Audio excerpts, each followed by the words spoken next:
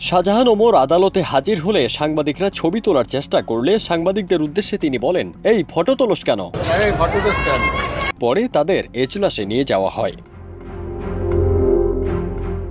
রাজধানীর আদাবর থানায় গার্মেন্টস কর্মী রুবেল হত্যা মামলায় রবিবার সকালে আদালতে ঝালকাঠি ১ আসনের সাবেক সংসদ সদস্য শাহজাহান ওমর, আইজিপি চৌধুরী আব্দুল্লাহ আল মামুন ও ডিএমপি কমিশনার আসাদুজ্জামান মিয়াকে গ্রেফতার দেখানোর বিষয়ে শুনানি হয়। তারা আদালতে হাজির হলে সাংবাদিকরা ছবি তুলতে এলে তিনি সাংবাদিকদের একথা বলেন। আদালতে অন্যদের তুলনায় শাহজাহান ওমর বেশ স্বাভাবিক ছিলেন, আইনজীবীদের সঙ্গে কথা বলছিলেন এবং মামলার বিষয়ে জানতে চাইছিলেন। তবে চৌধুরী আব্দুল্লাহ আল মামুন ও আসাদুজ্জামান মিয়া বেশ নীরব ছিলেন।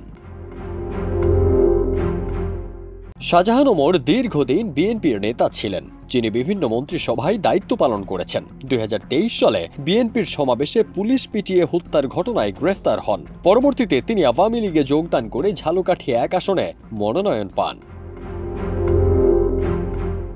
৫ আগস্ট ২০২৪ সালে গণ-অভ্যুত্থানে আন্দোলনের মুখে প্রধানমন্ত্রী তৎকালীন শেখ হাসিনা পদত্যাগ করে ভারতে পালিয়ে গেলে পরদিন ৬ আগস্ট রাষ্ট্রপতি সংসদ ভেঙে দেন। তাতে সংসদ সদস্য পদ হারান বিএনপি ছেড়ে আসা আওয়ামী লীগে যোগ দেয়া শাহজাহান ওমর। ফারদিন সানি, দেশ রূপান্তর।